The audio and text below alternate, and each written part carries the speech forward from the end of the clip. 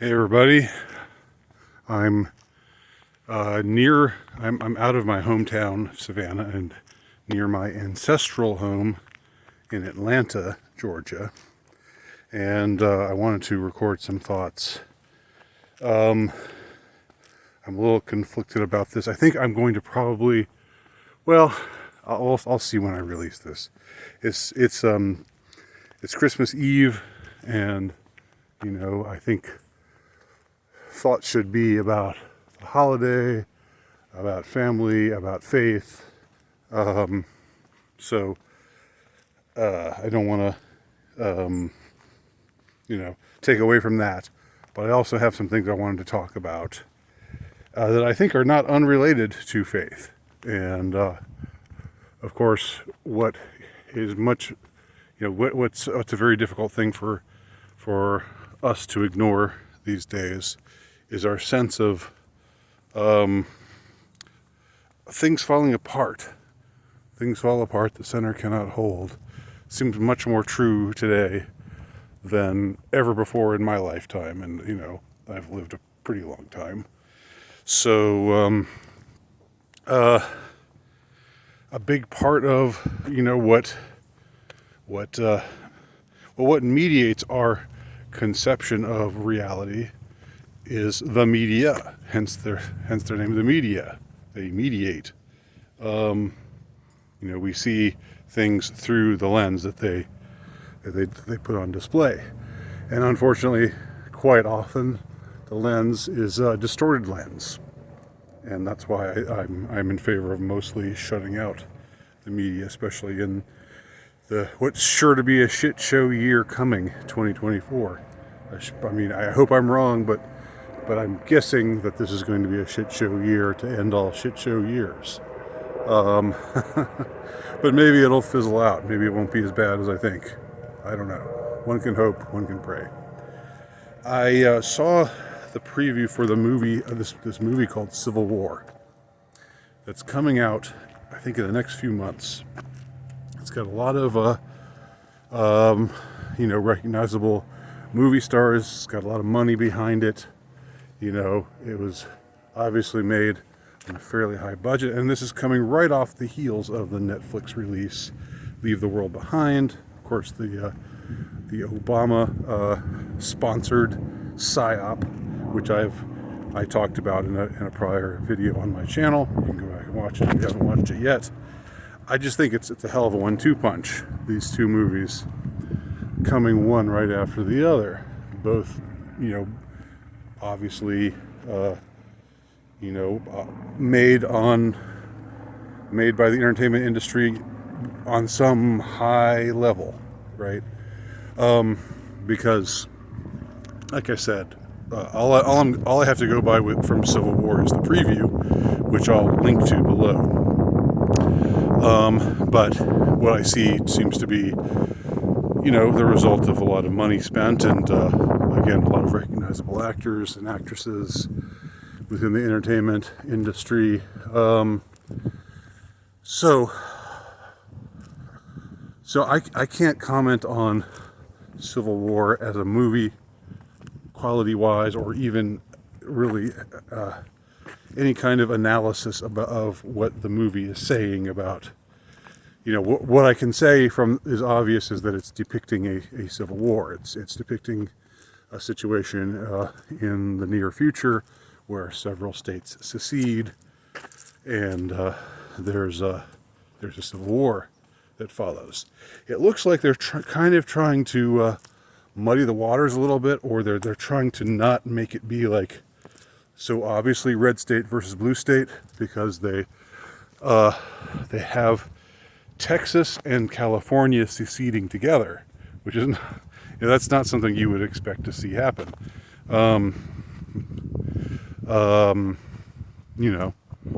obvious reasons, you wouldn't think that those two states would be on the same side, but it seems that in this movie they are. So the cause of the secession, what's causing these different states, which have different, obviously different, one's a red state, one's a blue state. What's causing them to be allied to be allied, I should say.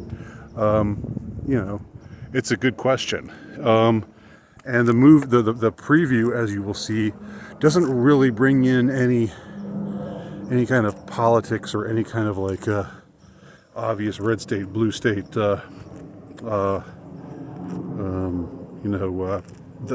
of the dynamic or any of the hot button issues that define red states versus blue states.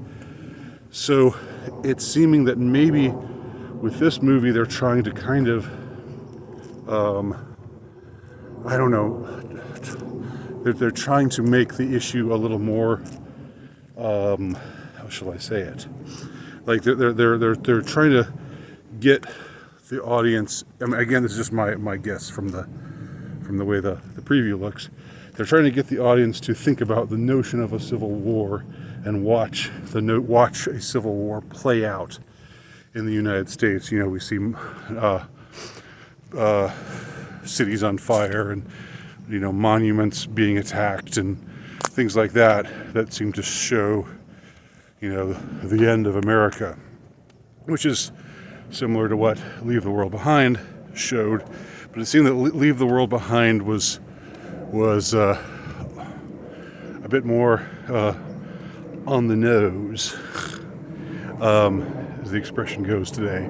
I hear people using that expression, and it's weird to me because I used to think that it seems like I have a memory of the expression "on the nose," meaning, you're right, you're on it, you're on the nose, you're right on the nose. Like it's a good thing to be on the nose, but the way people talk about when they say on the nose now, they mean too obvious, like that's a little too on the nose.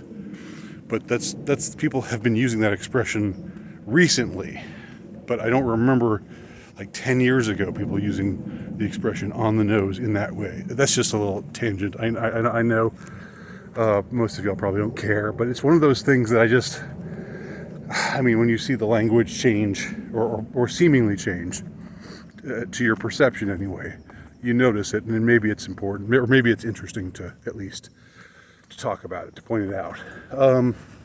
So it seems that, and again, this might be deceptive. It might be that this is just, you see this movie and it's just going to totally bring in all the red state, blue state, divisive, hot button stuff. But one has the impression that it's laid out in a particular way, that it's making it less about the issues that, you know, that divide us, and more about just the whole concept of a civil war happening. You know, and it seems like having Texas and California be allied in being, you know, states that secede, kind of makes it, again, muddies the water a little bit. What I do suspect, when they're like trying to make civil war a thing, well, I mean, I know it's already a thing, but trying to make it so that, you know, memologically speaking, if that's even a term. You see the Christmas decorations behind me. This is a fairly nice neighborhood if you haven't noticed. But it's not my neighborhood. Again, I'm not in my hometown, so don't anybody think, oh, in Nowicki you're living high on the hog. One of these houses is yours. No, it's not. So anyway, they're putting, they put out, you know, to be conspiratorial, okay, which I think it's perfectly appropriate and justified and responsible to be in certain situations, and this is one of them. When you have like a 1-2 punch like this, two movies that are about, well, Leave the World Behind is about an attack on America from some unknown source that might be internal, and it's about the unraveling of America after this cyber attack and everything falling to pieces. and then you've got Civil War, another movie, again, major movie coming out of Hollywood. I think it's A24, which is, like a mid-budget level studio.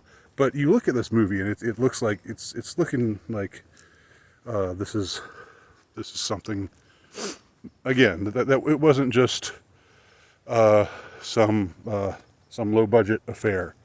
This is something that seems to have some, one would speculate, one could reasonably speculate that this was done with some kind of connivance with the powers that be. But for what point, for what purpose, is the question. Now, the normies would say, well, it's just to make profit. That's all. That's all it's about. You crazy conspiracy theorists. They just want to make money, and so they know that this issue is hot right now, so they're gonna try to make a buck off of it. I mean, if you want to think that way, go ahead, I guess. But be open to. I think one should be open to other ways of interpreting things. It seems to me, my educated guess, and that's all it is. I'm not claiming any knowledge that I don't have here.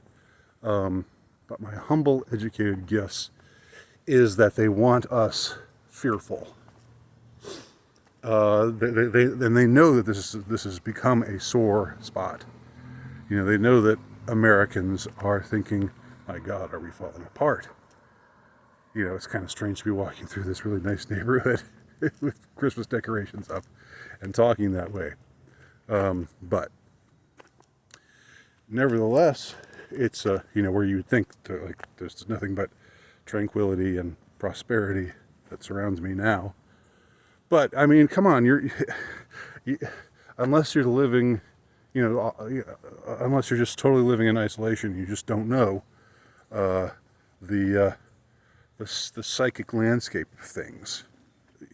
I think it would be a little disingenuous not to be aware of these things. So I think so. I'm obviously not. Obviously don't have the normie interpretation of, oh, this is just Hollywood, being Hollywood, trying to make money, and it's all about the profit motive and nothing more.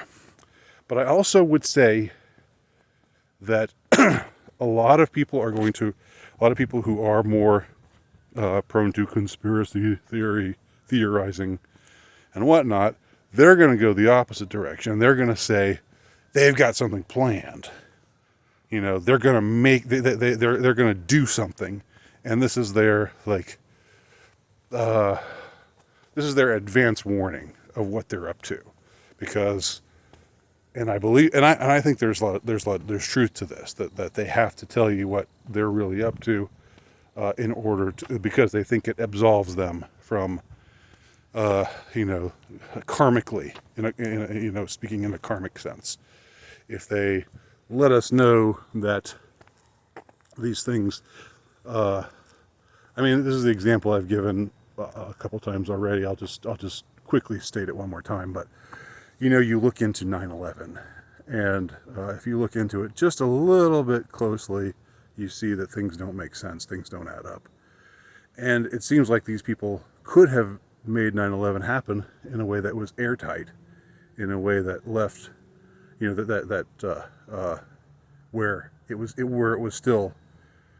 the official story still wasn't true, but they could have made it look really compelling. But the fact is that if you do something besides just skim the surface and you look a little bit deeper, you immediately start to notice that things don't add up. And this isn't, I'm not going to go into greater detail about it, but that's just because I've gone into that detail elsewhere. You can look that up on my Substack channel. I have on my 9/11 articles there. And I don't know. There's lots of resources if you want to. If that whole concept is new to you, you can, and you're open-minded about it, you can look it up there.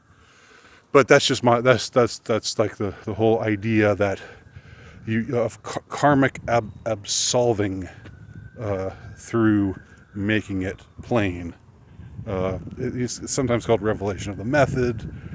You know, it's different. I've heard it called different things at different times, but that's the whole idea. Now, some people are saying, I imagine that some people are saying, you know, with Leave the World Behind and Civil War coming at us, you know, in a 1-2 punch, just a few months apart from one another in their releases, that what they're saying is this is what they're about to do to us. They're showing us what they're about to do to us. And the thing about that interpretation is it gives in to the fear. And what I'm becoming more and more aware of, you know, to make this relevant to Christmas, you know, and faith, and you know, the idea that God's got us, you know.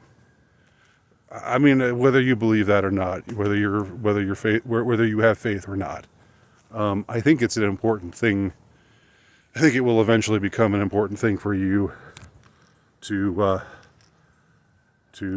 believe, or else I just don't think you'll be able to hack it. You know, I think you'll just become you'll become suicidally black-pilled if you don't eventually rest your soul in the lap of faith, if you will. So the conclusion that they're showing us what they're about to do, and we should be fearful. You know, that seems like that doesn't seem like a fruitful way of interpreting what's going on with these movies. I would say my thought is that they want to make us fearful, because when we're fearful, we're easily controlled. But when we have no fear, I mean, by no fear, I don't mean, you know, just being insane and not you know, and crossing the street, you know, when in the midst of traffic, or doing obviously imprudent stuff. But I mean, when you watch these movies and you have in the back of your mind, okay, the people who are really behind this want to make us fearful. And then you think to yourself, the people who are behind this don't have our best interest at heart. Okay? Therefore, concludingly, one can say, we should not be fearful. We should not let ourselves be made fearful, because that's what they want with, you know, these movies, you know, being released, being again psychically exposed to the world, you know, because you put something out there, especially in some way where it cannot be ignored, and it's you know, it goes and goes, and it has its own momentum and so forth. So nothing is ever just a movie. Nothing is ever just, you know, what it is. It's also the trails that it leaves in its wake. So again, just to bring things to a conclusion here, I don't want to go on too much longer. I think conclusion number one that I'm making here is they want to make us fearful. They know that we know that we are fraying, that we are coming apart at the seams, and they want us to fear some scenario like what they're showing us, some cataclysmic scenario, and they will feed off of that psychic energy. They'll feed off of that fear if we give into it. But we have to, you know, you can watch these movies if you want. I will watch Civil War because I'm interested. I watched Leave the World Behind because I was interested, and because I like film. But you don't have to watch them. But if you do watch them, and I think you can, I don't think you should. I'm not saying don't watch them, but I am saying if you do watch them, guard your mind, guard your heart, and be aware that if they're trying to make you fearful and they don't have your best interest at heart, then you should not be fearful. Okay? You should watch these movies and think to yourself, these are the ways that they're trying to play upon my fears. And this is how I am fortified against the fears that they are trying to promote, the fear that they are trying to make me, to overwhelm me with, so that they can better manipulate me, just like they did, in March of 2020, but just in a different way. And say, no, I'm not going to give in to fear. I'm going to live free instead of living fearfully. The mantra for so long was stay safe. No, stay free. Don't stay safe. Stay free. So with that, I leave you. Merry Christmas to all. Hope it's great for you. And God bless us everyone.